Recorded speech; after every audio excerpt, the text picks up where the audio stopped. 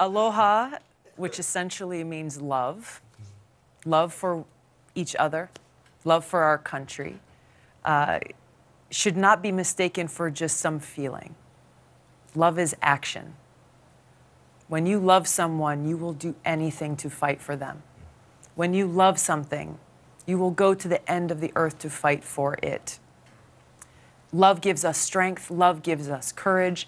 Love gives us what we need to overcome those forces of darkness. Please welcome to the Van Jones Show, Democratic representative from Hawaii, my good friend Tulsi Gabbard in the house. Welcome to the Van Jones Show. So happy to see you. Very sweet. Got that aloha spirit. Yes, sir. Aloha. Really, really, really good. So happy to see you. You were out there marching with some of these furloughed workers. I know your heart's breaking for them. Is it time for the Democrats to give up something? I mean, should we say, look, fine, we just can't take it anymore, just give this guy what he wants, give him something? What has to happen? The problem here, Van, is this is one of those issues where there are serious challenges and problems that need to be addressed. The challenge of border security, the challenge of comprehensive immigration reform. These are real issues that need to be solved. But what is unfortunate about the current situation is partisanship has gotten in the way. Right. Both sides have drawn their lines in the sand.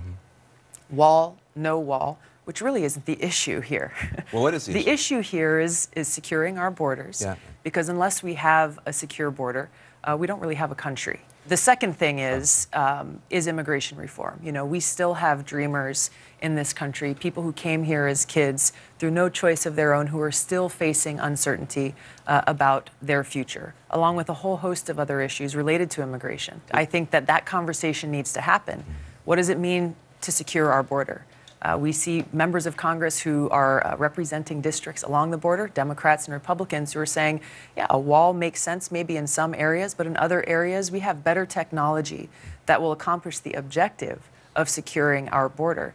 And this is the problem with so many issues in politics today and in Washington, is you have leaders who get stuck in these partisan arguments without actually recognizing what is the objective. Yeah. This is something I learned in the military. In the military. What you know from day one, unless you know what your objective is, you will never have a strategy or a path to accomplish that objective, and that's the problem here. I think Trump just makes it hard for people's brains to function. He just kind of drives people nuts. You've actually been able to find some places where you actually agree with Trump. You met with him early. That shocked a lot of people. First step back, criminal justice, we both agreed on that, but also on trade, TPP. What is your philosophy for dealing with a Trump as somebody who is a Democrat, strong Democrat, wants to appeal to Democrats? That's a tricky balance you try to do sometimes. By not thinking about any of those things that you just talked about. By not factoring those into my equation at all. By thinking first and foremost, how best can I serve the people of this country? What are we trying to accomplish to make their lives better every single day? If we put the well-being of the people first and remember that we are here to serve them, then those other considerations in political calculus and all this, oh, I don't want to be in the same room with this person or that person, that's worthless because people's lives are at stake. I mean, you are unique in that regard, though. You have that aloha spirit. You're willing to meet with people and talk with people. And some people have gotten mad at you because, you take something like Assad. Right? That's an issue. Syria, the civil war. You actually you met with Assad. This guy is a butcher. He's a dictator. He's a horrible person. But you went and sat down and talked with him. Some people said too friendly, talking points sound too much like him. Do you get yourself in trouble with this attitude that you have of talking to everybody, reaching out? Look, as a veteran, I've deployed twice to the Middle East, and I've seen personally the extremely high cost of war, on the lives of our service members who sacrifice so much, on their families, and the lives of people in these other countries where we launch regime change wars, whose lives are destroyed, whose country is completely devastated, people who suffer not just during these wars, but for decades to come. I also serve on the Foreign Affairs Committee in Congress and the Armed Services Committee, and through those lenses also understand how important it is for our national security, as well as our pursuit of peace, that we've got to be willing to have those conversations, to meet with people, whether they are adversaries, potential adversaries, friends, because if we are not willing to have those conversations, the only alternative is more war, more suffering, more devastation, more lives lost. I mean, I think your compassion for people, you know, you're this interesting mix of you're this tough soldier, but you're also mainly a soldier for peace. You don't want war. I think it's hard for people to square the circle, though, of Assad being such a bad actor. And I think that people say, oh, is she now an apologist for Assad? Is she now with Assad? Is she now like Assad?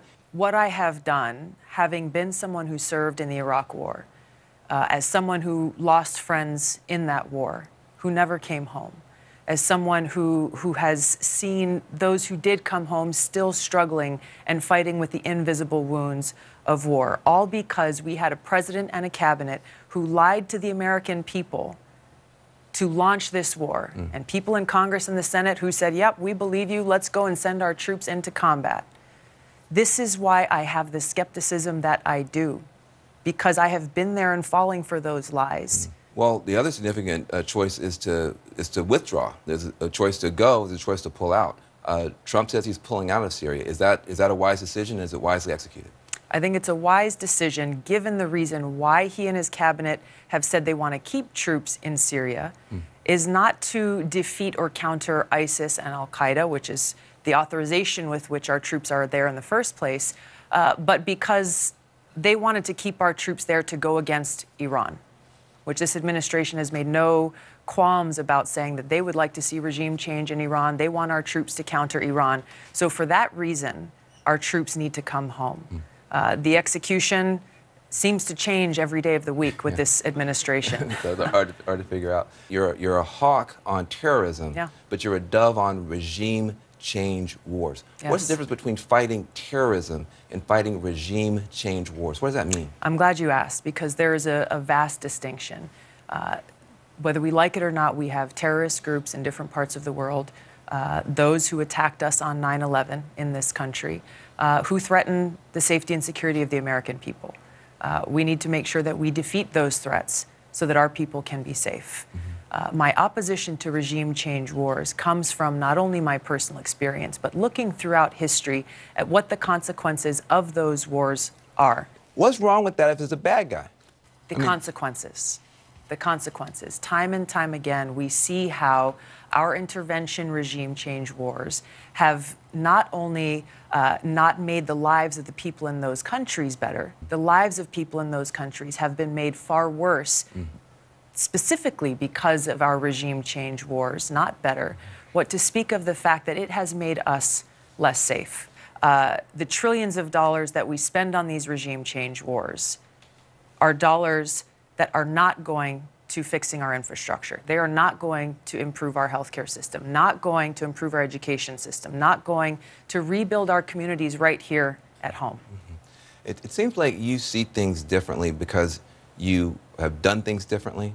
You are a veteran of this most recent round of wars. I think the wisdom of your generation of veterans is something that we're going to need maybe in much higher office. We'll talk about that when we get back. A lot more with Congresswoman Tulsi Gabbard when we get back. She said she's strongly considering running for president in 2020. I'm going to see if I can get her to tell me something.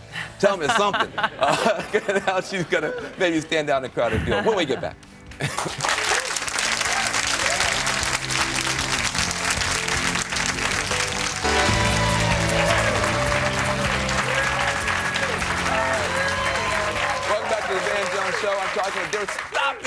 I'm talking to Democratic Congresswoman Tulsi Gabbard. Listen, you know, you're barely old enough to even run for president. You're still in your mid-30s.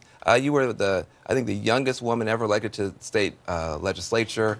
When you got to Congress, you were the youngest woman. Why did you decide so early in life to commit to public service? Why did you do all that stuff at such a young age? You know, growing up in Hawaii, I had not only the fortunate experience of learning about what it means to live aloha, which aloha is more than just hello and goodbye. Aloha really means that we recognize each other as brothers and sisters, and that when we say aloha to one another, we're saying that I'm coming to you with an open heart and with love and compassion and care and respect.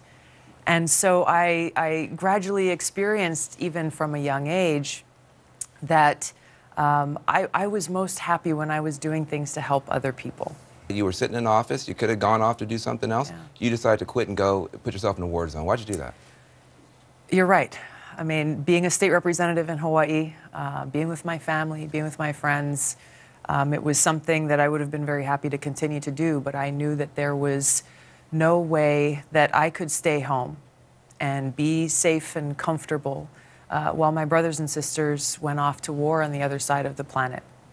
That's why I left my re-election campaign, volunteered to deploy, got trained in a job that they needed someone to fill, and went to serve with them, to serve our country. Well, now that you are in Congress, you got a whole bunch of even younger people coming up behind you. They're calling the president MFers and doing sit-ins and all kind of weird stuff. So, how do you evaluate this new batch of young women coming in? There's a huge group of new members of Congress that were just sworn in on January 3rd. And I tell you, just sitting there on the House floor, the energy was different. Why? Because of the new stories, the diversity, the new experiences that were coming to serve in the People's House, knowing that they were representing so many other people, maybe many people whose voices had never been heard before. So there's so much positive energy, and I think the most important thing now is what we started out with, which is we've got to focus that energy on actually getting things done for the people. Absolutely. And not just partisan name-calling. That brings me right back to where I want to go, which is about 2020. Are you going to run for president of the United States and do something about it? Do you think you should? Do you think you should? Are you going to run?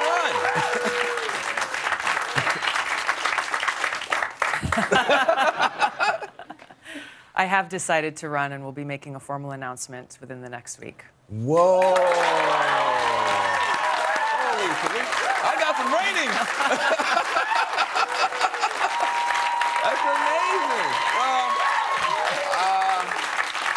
Look, That's amazing. there are a lot of reasons for me to make this decision. There are a lot of challenges that are facing the American people that I'm concerned about and that I want to help solve. Issues relating to making sure that people who are sick get access to the health care that they need, making sure that people who are stuck in our broken criminal justice system and the families that are torn apart are being helped, that are being served, making sure we're taking action to protect our planet for us and for the future. There's a whole host of issues that I'm looking forward to addressing, and there is one main issue that is central to the rest. And that is the issue of war and peace. And I look forward to being able to get into this and to talk about it in depth when we make our announcement. Well, first of all, it's amazing to hear that you're going to run. What makes you want to run to be president in the middle of this mess? You know, in my camp that we were at in Iraq, there was a big sign that was at one of the main gates where the patrols would go in and out every day. And that sign read in big block letters, "Is today the day?" And we saw this sign almost every day. And it was a reminder that any moment, any day could be our last. Causing me to think about, how am I living my life? How am I making the most of the time that I have? Because my day could come tomorrow. My day could come in a year, could come in 10 years. Who knows? None of us knows the answer to that question. And so I carry that with me every single day of my life and do my best, not only to live my day as if it could be the last, but to make sure that the time that I have, I'm doing the very best I can to be of service to others, to be of service to the people of this country. Well, listen, I mean, it's beautiful, beautiful to hear that and to hear your dedication and your commitment. Look, what are your first steps? How do you see this race? This is a very crowded field, possibly. How do you see yourself moving from where you are now, a well-known but very young congresswoman, to being the nominee of your party and the president of your country? What are your next steps? What do you see as your challenges now? Well, like I said, we'll be making a formal announcement, hopefully within the next week. And from there, kicking off a tour to be able to go and visit with people in all parts of the country, both to hear their stories and to be able to share and have these discussions about the direction that we need to see forward for our country, to build that brighter future with peace and prosperity for everyone. I'm all for peace and prosperity and not war and austerity. Help me, though. You must have looked at some of the other people who are running.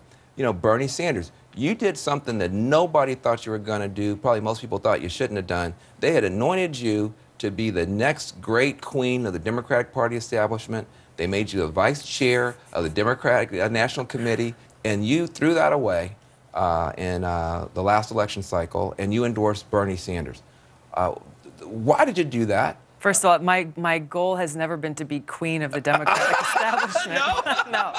No. Never once entered my brain. So let's just put that one aside. Wasn't that tempting in the first place? Okay. You know, it comes back to doing what's right. Why do you think that was right? Doing what I believe is right. What was right about that? In that election, I was a vice chair of the Democratic National Committee, something that I was surprised to be asked to do just a few weeks after I got elected, but went in trying to make a positive impact. But in that position, you're supposed to remain neutral in primaries, in Democratic primaries. But as the primary election kicked off in 2016, I saw very quickly that I could not stand silently on the sidelines as a veteran when I saw that the issues of war and peace, the issue of the cost of war, was not being brought forward in this most important decision about who our next commander-in-chief would be. There were very stark differences between Secretary Clinton and Bernie Sanders on this issue, and ultimately that was the main reason why I resigned and left that position and endorsed Bernie Sanders, to bring forward what those contrasts were so people could make an educated choice. Well, what if Bernie runs? What you just announced, what if Bernie announces? What's he going to do? Bernie's a good friend. We've talked. Oh. I don't know what his plans are, right. But I know that that both of our hearts are focused on serving and fighting for the American people. Mm-hmm. This party is such a demographic kind of jigsaw puzzle. You know, the African American vote and the women vote and this vote and that vote. I mean, you're a female veteran Hindu, blah blah blah. I mean, how do you deal with putting this jigsaw puzzle together? This is part of the problem with why our country is becoming as divided as it is because people are focusing, self-serving politicians are focusing on dividing the American people based on these labels and, well, you fit in that box and you can't step outside of that box, rather than actually getting to the heart of who are we as Americans. What are the values and the freedoms and the principles that we stand for, regardless of the color of our skin, regardless of the way we choose to worship or if we choose to not worship at all. These things that make our country diverse are all centered around this strong foundation of these core principles and values that are enshrined in our Constitution. And recognizing that connectedness that we have will give us that strength and courage that is necessary to overcome those self-serving politicians and greedy corporations and those who are acting for their interests and not the interests of the people. Well, you know, that's a kind of a populist message, but it doesn't sound like the kind of populism I hear from Donald Trump. So how would you take on a Donald Trump? I mean, you seem kind of aloha, and he seems kind of aloha. He's not trying to aloha with your ha. Aloha. Aloha, which essentially means love. Love for each other, love for our country, should not be mistaken for just some feeling. Love is action. When you love someone, you will do anything to fight for them. When you love something, you will go to the end of the earth to fight for it. Love gives us strength. Love gives us courage. Love gives us what we need to overcome those forces of darkness. One of my favorite quotes is from Dr. Martin Luther King, and you know this, where he says, "Darkness cannot drive out darkness. Only light can do that." Wow. Hate cannot drive out hate. Only love can do that. Give a round of applause. It's amazing to have you here. That's good. Very, very good. Listen, Tulsi, I want to thank you for joining me, and good luck with your upcoming announcement and campaign. And I want to thank you for announcing it on the Van Jones Show. Coming up, we got... Hi, everyone. My name's Mike. I'm the creator of Mox News. And for the last 15 years, I have been telling you that as long as I have the support of the community that I serve, Mox News will post videos forever. And that's the truth. As long as I have your support, no one could ever make me stop.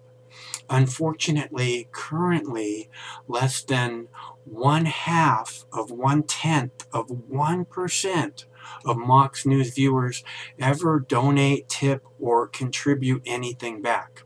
Again, let me make that really clear. Much less than 1/2 of 1/10 of 1% ever give anything back.